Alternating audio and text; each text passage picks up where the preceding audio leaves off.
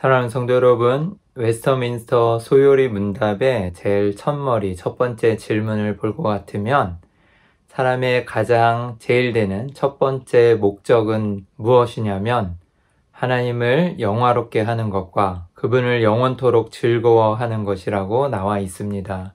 우리가 하나님을 영화롭게 하는 것이 어떠한 것이 있을까요? 맞습니다. 여러분들이 잘 아시다시피 하나님을 예배하고 또 그분을 찬양하고 또 하나님 말씀을 전하며 전도하는 여러 가지 일들이 있겠죠. 그런데 이 하나님을 영화롭게 한다는 것은 단순히 이런 종교적인 행위만을 의미하지는 않습니다. 진정으로 하나님을 영화롭게 한다는 것은 그런 모든 행위를 포함하지만 하나님께 우리의 마음과 정성과 중심을 다해서 우리의 삶을 드리며 하나님께 나아가는 그 모습, 그리고 우리의 모든 것을 드리며 삶의 주인이심을 고백하며 하나님의 그 말씀을 따라 나아가는 것이 하나님을 영화롭게 하는 일일 것입니다.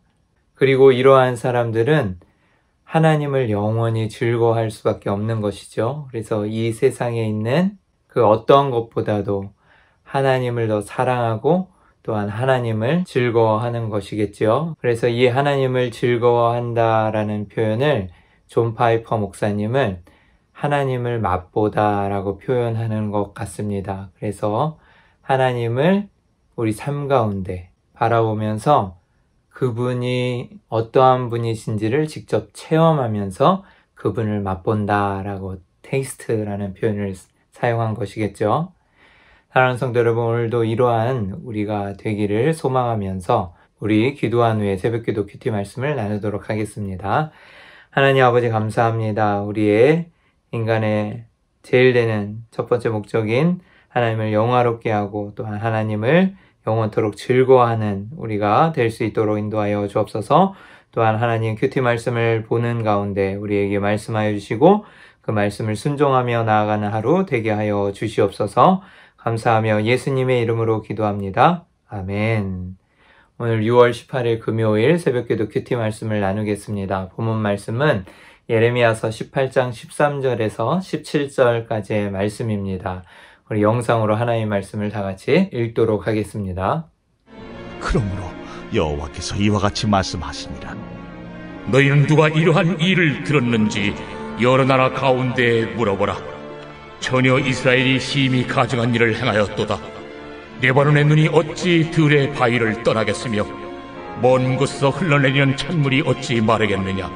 물은 내 백성은 나를 잊고 허무한 것에게 분향하거니와 이러한 것들은 그들로 그들의 길 곧 그 옛길에서 넘어지게 하며 곁길 곧 답지 아니한 길로 행하게 하여 그들의 땅으로 두려움과 영원한 웃음거리가 되게 하리니 그리로 지나는 자마다 놀라서 그의 머리를 흔들리라. 내가 그들을 그들의 원수 앞에서 흩어버리기를 통풍으로 함같이 할 것이며 그들의 재난의 날에는 내가 그들에게 등을 보이고 얼굴을 보이지 아니하리라.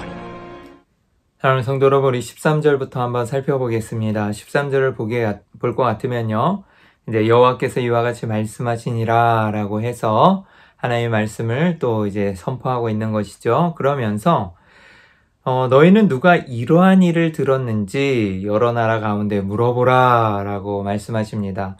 그래서 이러한 일들을 들었는지 할 때 이러한 일은요, 앞서 어제 우리가 함께 나왔던 큐티 말씀 제일 마지막 말에 나와 있듯이 자신의 계획대로 행하고 완악함을 행하였던 그 남유다 백성, 이스라엘 백성들의 그 완악함들과 잘못한 행실들을 이야기하는 것이고요.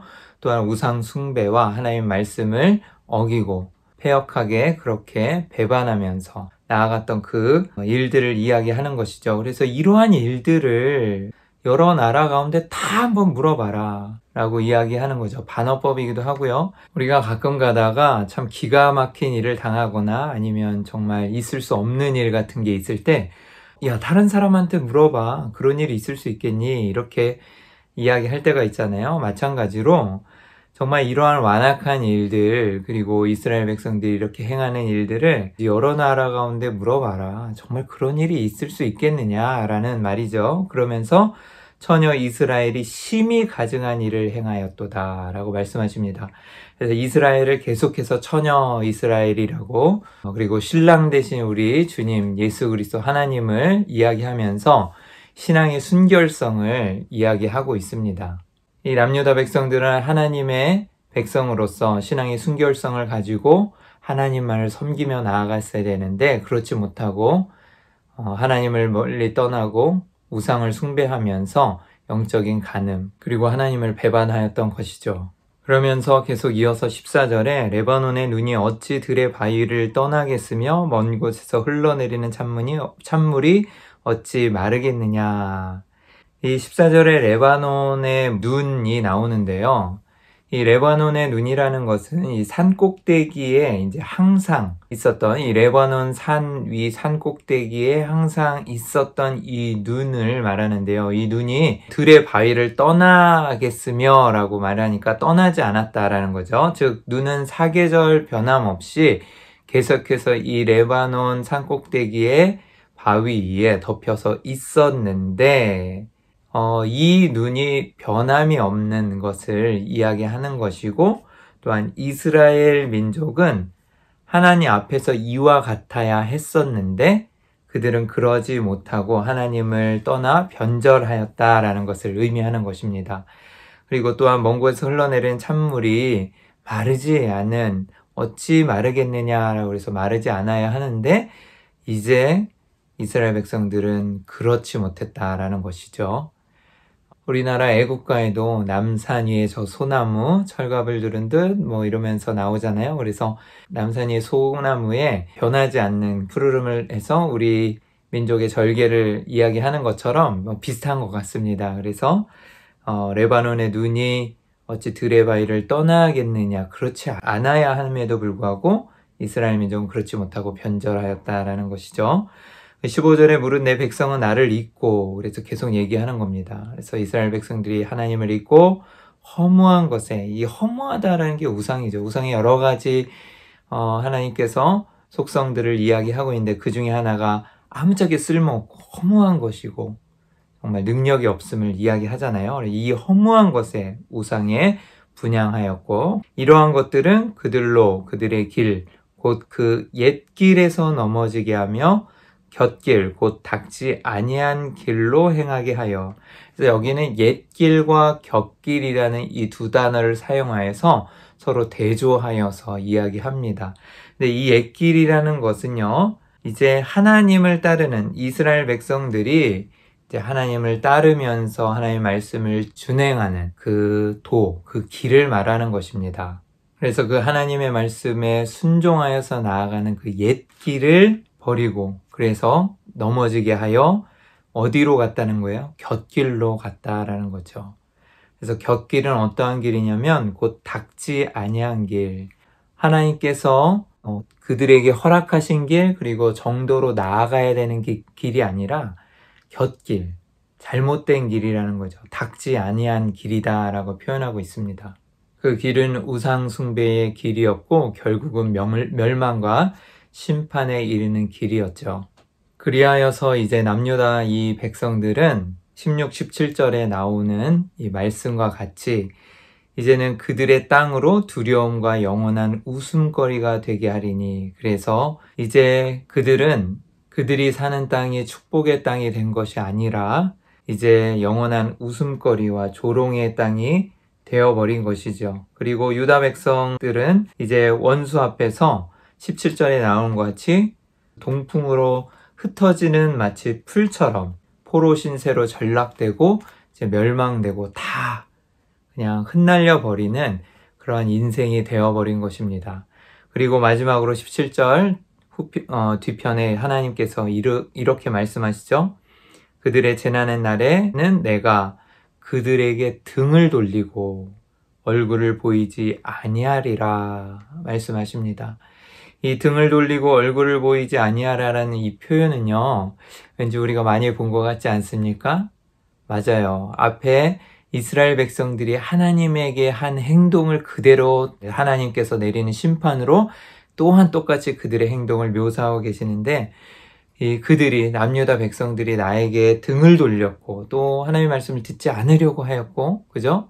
그리고 또 얼굴을 돌렸다 그래서 얼굴을 보이지 아니하니라 라는 표현을 썼듯이 똑같이 하나님께서도 이스라엘 백성들에게 심판하셔서 등을 돌리시고 얼굴을 보이지 아니하시겠다 말씀하시는 거죠.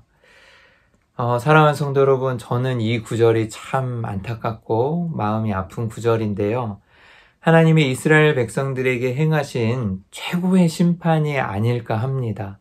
물론 다른 민족들을 통하여 점령당하고 또 멸망케 하시고 심판하시고 기근과 칼과 또한 전염병과 여러 가지 하나님께서 그들에게 심판을 내리시겠지만, 저는 그들 삶 가운데 가장 큰 심판은 하나님께서 등을 돌리시는 것, 그리고 하나님의 얼굴을 보이지 아니하셔서 정말 하나님을 더 이상 바라보지 못하고 그들이 하나님을 찾을 수 없게 된 이 상황이 가장 그들에게 주어진 최고의 심판일 것이라고 생각합니다.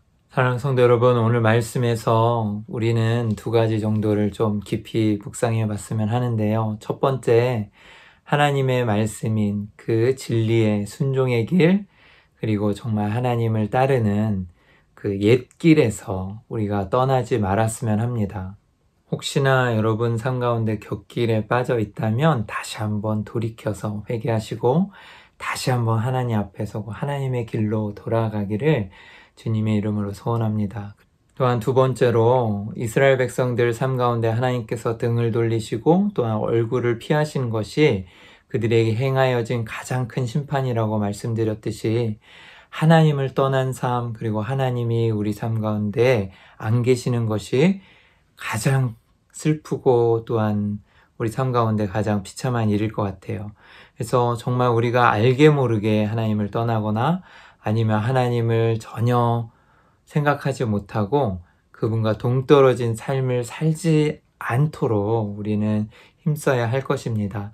우리가 참 잘되고 행복하게 살고 있는 것 같고 승승장구하는 것 같지만, 하나님이 그 삶에 안 계신다면, 우리 삶에 안 계시고 전혀 무관하다면 그것은 우리 삶 가운데 축복이 아니라 심판이자 저주일 수가 있어요.